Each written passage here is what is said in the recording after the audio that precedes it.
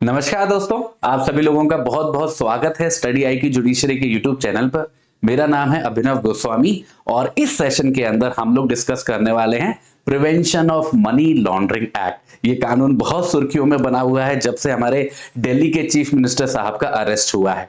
समझने की कोशिश करेंगे कि ये कानून में क्या खास है, इसका पर्पस क्या है, इसका कॉन्टेक्स्ट क्या है। तो बहुत ज्यादा समय नहीं लूंगा आप लोगों का, 15 से 20 मिनट में पूरा कानून और उसकी सारी विशेषताएं आपको समझा दूंगा। देखिए दोस्तों, जहां तक पीएमएलए का कानून है, इसका कॉन्टेक्स्ट समझना बहुत जरूरी है हम सभी लोगों के लिए। देखिए, जैसे मैंने बोला, इस कानून के नाम में आता है मनी लॉन्ड्रिंग। ये मनी लॉन्ड्रिंग क्या है, पहले इसको हमें समझना जरूरी है। देखिए दोस्तों, कुछ ऐसे सोर्सेज होते हैं जहां से जो होने वाली इनकम है वो ब्लैक मनी ही होती है। जैसे फॉर एग्जांपल, सबसे बड़ा सोर्स ऑफ ब्लैक मनी क्या है? ड्रग्स। तो अगर आप कोई भी व्यक्ति है जो ड्रग्स ट्रैफिकिंग कर रहा है, ड्रग्स का लेन देन कर रहा है, तो जो पैसा आएगा ऑब्वियस सी बात है वो अकाउंट से तो ट्रांसफर करेगा नहीं, वो काला धन ही होगा।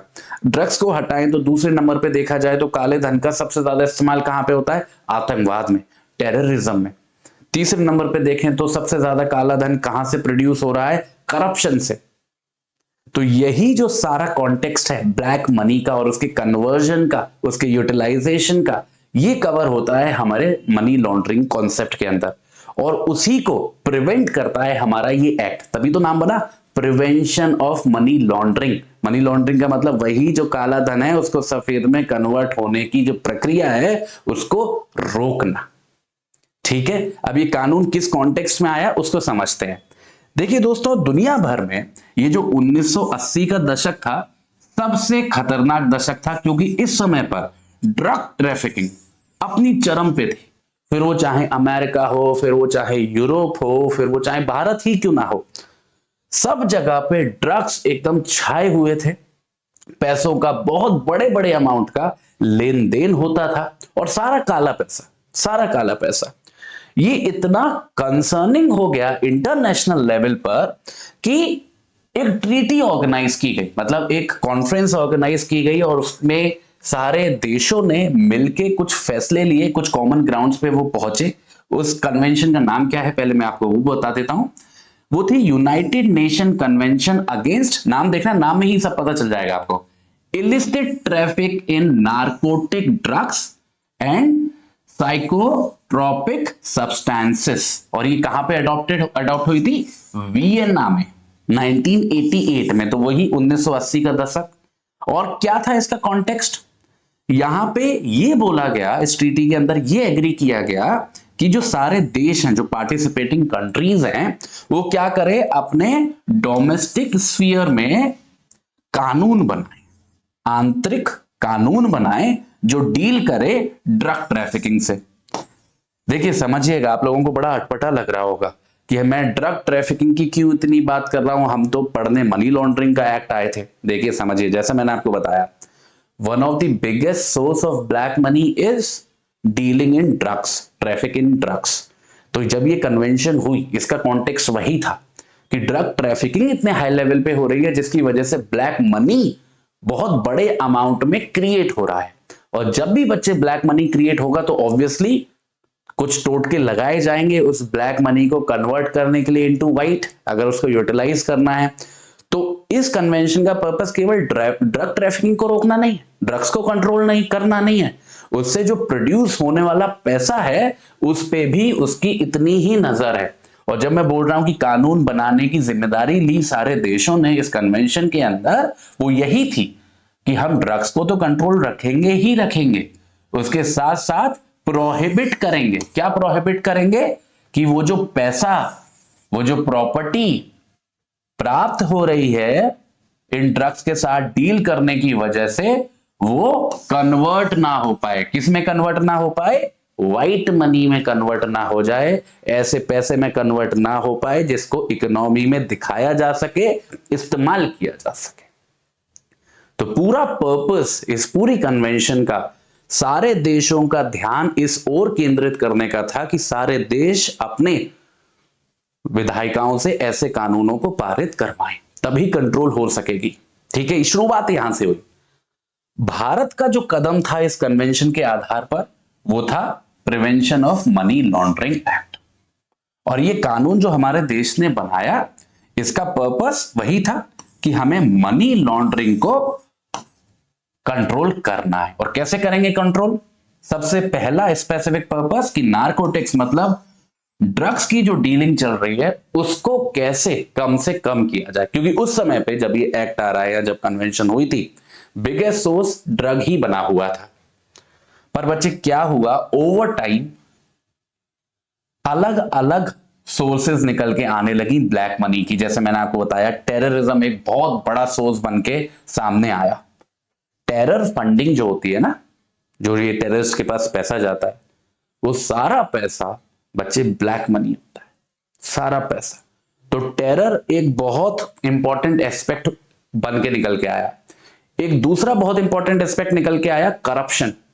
तो गवर्नमेंट इंस्टीट्यूशंस में जो करप्शन हो रहा था वो एक बहुत बड़ा सोर्स बना ब्लैक मनी का। तो ऑब्वियसली इस एक्ट के पर्सपेक्टिव में आया। तो ये एक्ट जिसका प्राइमरी पर्पस कहीं ना कहीं ड्रग्स के साथ डील करना था और उससे आने वाले पैसे को हैंडल करना था, वही धीरे धीरे समय के साथ बहुत ब्रॉड हो गया।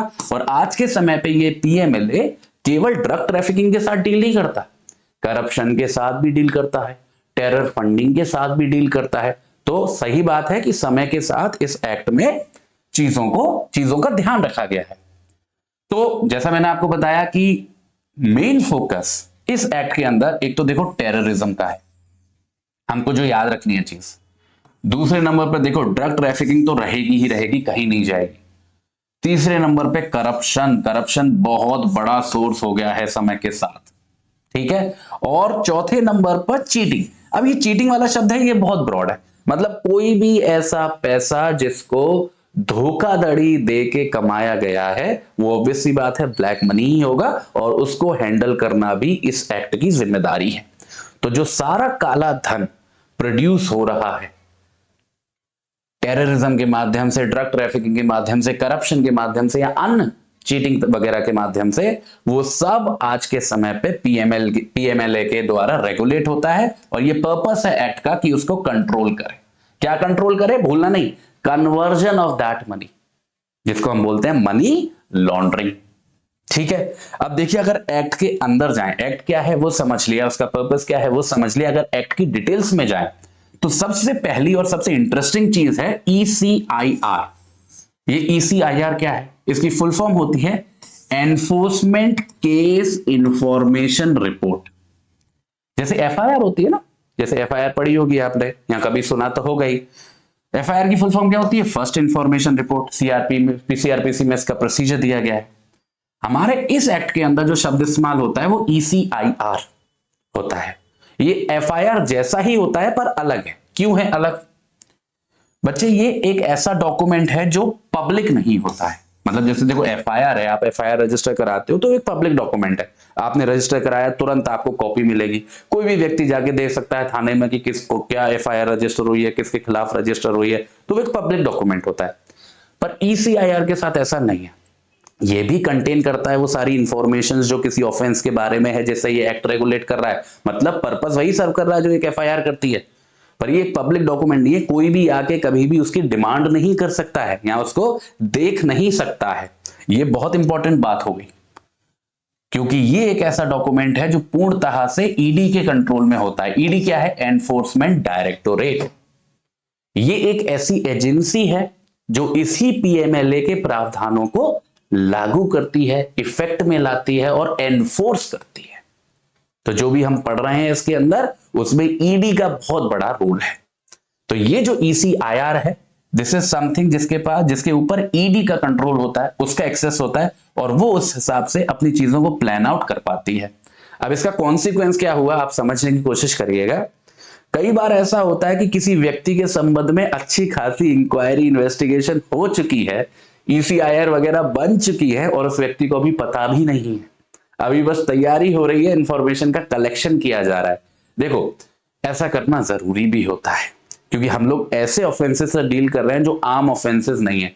और किसी भी व्यक्ति को कोई भी संकेत मिल जाना, अगर वो ऐसा कोई इंफॉर्मेशन अगर पास ऑन हो गई, तो ऑब्वियस सी बात है वो ध्यान देने लगेगा और उसको ट्रेस आउट करना, उसको पकड़ पाना बहुत मुश्किल हो जाएगा। दैट इज द रीजन कि ईसीआईआर को पब्लिक डॉक्यूमेंट नहीं बनाया गया है। ठीक है, अब देखो प्रोसीजर को समझने की कोशिश करना।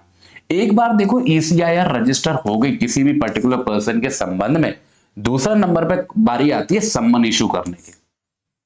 अब देखो यहां पे सम्मन इशू, सम्मन का मतलब होता है कि हम कानूनी रूप से एक इंटीमेशन भेजेंगे किसी व्यक्ति को कि आपको आना है और ईडी के सामने उपस्थित होना है, एक तरीके का बुलावा।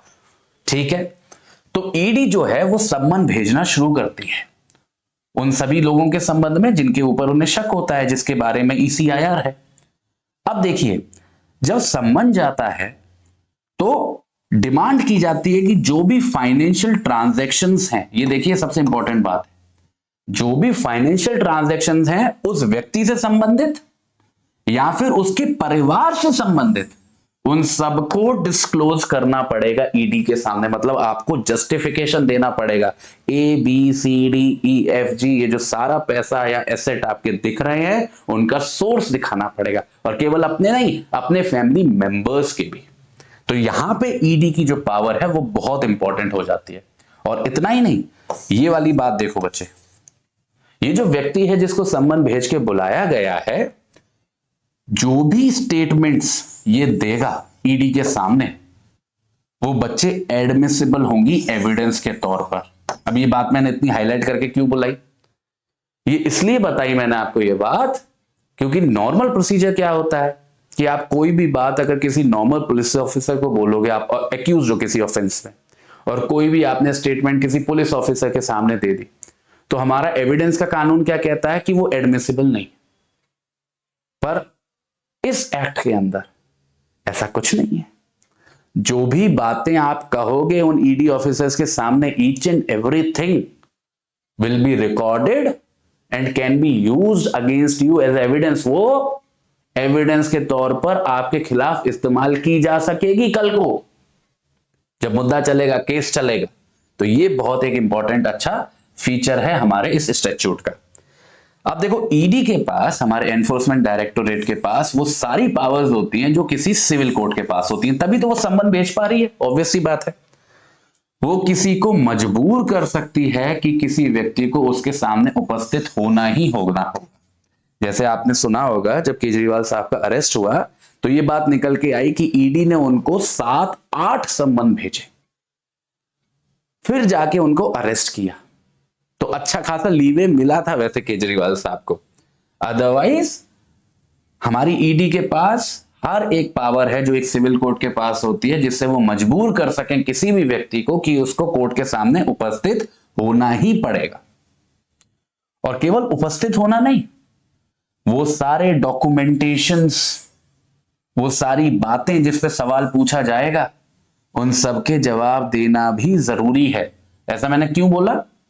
ऐसा इसलिए बोला कि अगर आपने झूठ बोला या आपने गलत दस्तावेज दिखाए तो वो भी अपराध माने जाते हैं इस कानून के अंदर। तो अगर आपने मिसलीड करने की कोशिश करी, वो एक इंडिपेंडेंट ऑफेंस बन जाता है इस एक्ट के ही अंदर। ये सीरियसनेस है बच्चे इस ऑफेंस की, इस एक्ट की। ठीक है, तो सिविल कोर्ट की पावर भी है, और कुछ झूठ बोला या कुछ बदमाशी करने की कोशिश करी, कोई फ्रॉड वगैरह करने की कोशिश की, तो वो इंडिपेंडेंट ऑफेंस के तौर पे कंसीडर किया जाएगा, आपको उसके लिए पनिश भी किया जा सकता है।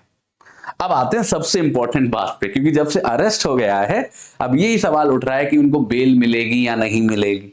पहला तो ये उठ रहा है कि अरेस्ट किया जाना चाहिए था या नहीं, दूसरा ये उठ रहा है कि अब अरेस्ट हो गया है तो बेल के बारे में क्या प्रावधान है, तो उसको कवर कर लेते हैं। देखो बच्चे, एक सेक्शन 45 है हमारे इस एक्ट के अंदर। इसके अंदर एक एक्सप्लेनेशन दिया हुआ है जिसको हमें समझना है। ये एक्सप्लेनेशन बोलता है कि जितने भी अपराध इस एक्ट के अंदर बताए गए हैं, वो सारे अपराध, सुनिएगा सबसे इंपॉर्टेंट बात यही है, वो सारे अपराध कॉग्निजेबल भी हैं और नॉन बेलेबल भी हैं। कॉग्निजेबल भी है, नॉन बेलेबल भी है। कॉग्निजेबल होने का मतलब क्या है? यहां पे ईडी को किसी भी व्यक्ति को अरेस्ट करने के लिए वारंट की जरूरत नहीं है। उसे मजिस्ट्रेट के पास जाके वारंट लेने की जरूरत नहीं है अगर उसे किसी व्यक्ति को अरेस्ट करना है किसी भी अपराध के लिए जो इस पीएमएलए कानून के अंदर लिखा हुआ है। तो ईडी ने जब अरेस्ट किया केजरीवाल साहब को, वो पूरी तरह से कॉम्पिटेंट थी अरेस्ट करने में विदाउट वारंट। एक बात। दूसरी बात, ये जो अरेस्ट होगा इन ऑफेंसेस के अंदर जो पीएमएलए के अंदर लिखे हुए हैं, ये बच्चे नॉन बेलेबल है। अब ये बेलेबल नॉन बेलेबल का फर्क समझना आप लोगों के लिए बहुत जरूरी है। देखिए दोस्तों, बेलेबल जब कोई ऑफेंस होता है जिसको हम बोलते हैं कि ये बेलेबल ऑफेंस है, तो उसका मतलब ये होता है कि वो जो व्यक्ति है जिसका अरेस्ट किया गया है उसका ये अधिकार होता है कि उसके मांगने पर उसे बेल दी जाएगी। हाँ, वो बेल कुछ कंडीशंस लगाएगी, जैसे आपसे कुछ अमाउंट मांगा जाएगा, कुछ सिक्योरिटी मांगी जाएगी, किसी व्यक्ति को आपको लाना पड़ेगा गारंटी देने के लिए, वो सब बातें अलग है। पर आपका अधिकार होगा कि आपको बेल पे छोड़ा जाए, तब हम बोलते हैं कि वो एक बेलेबल ऑफेंस है। पर जब हम किसी अपराध को नॉन बेलेबल बोलते हैं तो इसका मतलब ये है कि आपका कोई अधिकार नहीं है बेल पाने का। आपको बेल केवल एक न्यायालय दे सकता है, केवल एक कोर्ट ऑफ लॉ दे सकता है। ऐसा नहीं कि बेल मिलेगी नहीं, बेल मिल सकती है, पर तभी मिलेगी अगर न्यायालय ऐसा करने का आदेश दे। अब तभी देखो केजरीवाल साहब पहले दिल्ली हाई कोर्ट गए और अब सुप्रीम कोर्ट के सामने गुहार लगाते हुए दिख रहे हैं। समझ रहे हो? क्योंकि ये नॉन बेलेबल ऑफेंसेस हैं। ठीक है, तो विदाउट वारंट अरेस्ट कर सकते हैं, और एक बार अरेस्ट कर लिया तो वो नॉन बेलेबल की कैटेगरी में गिरता है। ये क्या था सेक्शन 45 का एक्सप्लेनेशन। अब देखो सेक्शन 45 में और भी बातें हैं। यहां पे बोला जा रहा है कि बेल अगर देगा कोई भी कोर्ट, पहले तो वो नॉन बेलेबल है, पावर किसके पास है? कोर्ट के पास देने की, पर उसको भी बहुत स्पेसिफिक बनाया गया है। कोर्ट अपनी मनमर्जी से नहीं दे सकता है। बोला गया है कि किसी भी व्यक्ति को जिसके ऊपर एलिगेशन लगा है कि उसने कोई अपराध किया है पीएमएलए के अंदर, उसको बेल तभी दी जाएगी अगर दो कंडीशन सेटिस्फाई हो। और कौन सी है वो दो कंडीशन? सबसे पहली कंडीशन ये है कि वो जो कोर्ट है वो पूर्ण तरह से सेटिस्फाइड हो कि वो जो एक्यूज है उसने वो अपराध नहीं किया है जिसके संबंध में उसके खिलाफ एलिगेशन लगे हैं। तो प्राइमा फेसाई का मतलब होता है ऊपरी तौर से जो रिकॉर्ड कोर्ट के सामने रखा गया है, सारी बातों को सुनने समझने के बाद कोर्ट को ऐसा लगता है कि इसने अपराध नहीं किया है। सबसे पहले तो यही जरूरी है, क्योंकि अगर ऐसा नहीं लग रहा तो बेल दे ही नहीं सकते। और इतना काफी नहीं है, इसके साथ साथ कोर्ट को यह भी सेटिस्फेक्शन होना चाहिए कि इस व्यक्ति को अगर बेल पे छोड़ा गया तो ये कोई भी अपराध नहीं करेगा जो पीएमएलए के अंदर कवर होता है। ये भी उतनी इंपॉर्टेंट चीज है, क्योंकि कई बार ऐसा होता है कि कोई भी व्यक्ति है जो पब्लिक फंक्शनरी है, जैसे अरविंद केजरीवाल जी हैं, तो सुप्रीम कोर्ट को यह इंश्योर करना पड़ेगा कि अगर वो बेल ग्रांट करता भी है उनको, अगर ऐसा लग रहा है कि उन्होंने अपराध नहीं किया और बेल ग्रांट कर रहा है, तो वो ध्यान रखें कहीं वो बेल के दौरान कुछ ऐसा ना कर दें जो पीएमएलए के अंदर कवर हो जाए। तो ये दोनों कंडीशंस बहुत जरूरी है सेटिस्फाइड हो। पहली कंडीशन क्या कि कोर्ट पूरी तरीके से सेटिस्फाइड हो कि प्राइमा फेसाई उस व्यक्ति ने जिस पे एलिगेशंस लगे हैं उसने अपराध नहीं किया है। और दूसरे नंबर पर इतना ही जरूरी है कि वो कोई भी ऐसा अपराध नहीं करेगा जब वो बेल पे होगा। और सबसे खास बात, इस पूरे पीएमएलए कानून के अंदर एंटीसिपेटरी बेल का कोई प्रावधान नहीं है। एंटीसिपेटरी बेल का कोई प्रावधान। तो एंटीसिपेटरी बेल का मतलब क्या होता है? एंटीसिपेटरी बेल का मतलब होता है कि अरेस्ट होने से पहले ही मैं कोर्ट के पास जाऊं और कोर्ट से ये ऑर्डर ले लूं कि कल को अगर मेरे को अरेस्ट किया जाए, मैं इस ऑर्डर को दिखा के छोड़ दिया जाए मुझे, ऐसा आदेश। इसको बोलते हैं एंटीसिपेटरी बेल। वैसे नॉर्मली देखा जाए तो अन्य अपराधों के संबंध में एंटीसिपेटरी बेल का प्रावधान होता है। हाईकोर्ट की बहुत ब्रॉड पावर है एंटीसिपेटरी बेल के संबंध में। पर पीएमएलए के कानून के अंदर कंसीडरिंग की इतने सीरियस ऑफेंसेस हैं और हम देखो मनी लॉन्ड्रिंग को रेगुलेट करने की कोशिश कर रहे हैं, एंटीसिपेटरी बेल का प्रावधान नहीं बनाया गया है। तो ये था बच्चे हमारा डिस्कशन जो रिलेवेंट था इस पूरे सिनेरियो से जो अभी न्यूज में चल रहा है, अरविंद केजरीवाल जी की अरेस्ट से लेके उनकी बेल तक की बातों तक। उम्मीद है कि एक अच्छी क्लैरिटी बन पाई होगी आप लोगों की पीएमएलए के कानून के संबंध में, जैसे कि वो उसका पर्पस क्या है, किस कॉन्टेक्स्ट में वो आया, किस किस चीज से वो डील करता है, इसके अंदर ईडी की पावर्स क्या है, ईसीआईआर क्या होती है, अरेस्ट कब किया जा सकता है, किन आधारों पे किया जा सकता है, बेल कैसे मिलेगी, किन आधारों पे मिलेगी और किस किस बात का ध्यान रखना होगा। तो ये कुछ पॉइंट्स थे जो हम लोगों ने कवर किए हैं। दोस्तों अगर आप अभी तक मेरे टेलीग्राम चैनल पे नहीं हो तो इसको स्कैन कर लो, मेरे टेलीग्राम ग्रुप का पार्ट बन जाओ, हम लोग थोड़ा सा कनेक्टेड रहेंगे, काफी हम लोग एक्टिव रहते हैं, लीगल न्यूज, थोड़ा सा प्रैक्टिस क्वेश्चंस का हम सारी चीजें करते रहते हैं। अगर आप मेरे को इंस्टाग्राम आईडी पे फॉलो करना चाहते हो तो वो भी कर सकते हो। इसके अलावा अगर आप जुडिशरी की प्रिपरेशन करने की सोच रहे हो और आपका सपना है जज बनने का, तो स्टडी आईक्यू जुडिशरी की तरफ से अभी होली ऑफर्स चल रहे हैं। आपको पूरा 1 साल का फाउंडेशन बैच मात्र 22,000 रुपए में मिल रहा है, पूरा 1 साल का, जिसमें पूरा कंप्लीट सिलेबस कवर करवाया जाएगा। ये बैच 27 मार्च से शुरू होगा बच्चों। जो क्लास की टाइमिंग है वो शाम को 4 बजे से लेकर 8 बजे तक रहती है, तो काफी रीजनेबल टाइम है, आप आराम से मैनेज कर लोगे। बस आप अगर इस कोर्स को लेने की सोचें तो इस कोड को जरूर यूज कर लीजिएगा, ABHILIVE। इस कोड को यूज करने के आपके 2 फायदे होंगे। पहला तो आपको ये वाला डिस्काउंट मिलेगा और दूसरा ये फायदा होगा कि मैं आपका गाइड बन जाऊंगा, मेंटोर बन जाऊंगा। तो मतलब आपकी जो पूरी जर्नी रहेगी जुडिशरी की प्रिपरेशन की, वो मेरी गाइडेंस के अंदर होगी। ठीक है, थैंक यू सो मच। अब आप सभी लोगों से मुलाकात होगी अगले किसी सेशन में और अपने किसी अच्छे से टॉपिक पर डिस्कशन को कंटिन्यू करेंगे। तब तक के लिए आप सभी का बहुत बहुत धन्यवाद।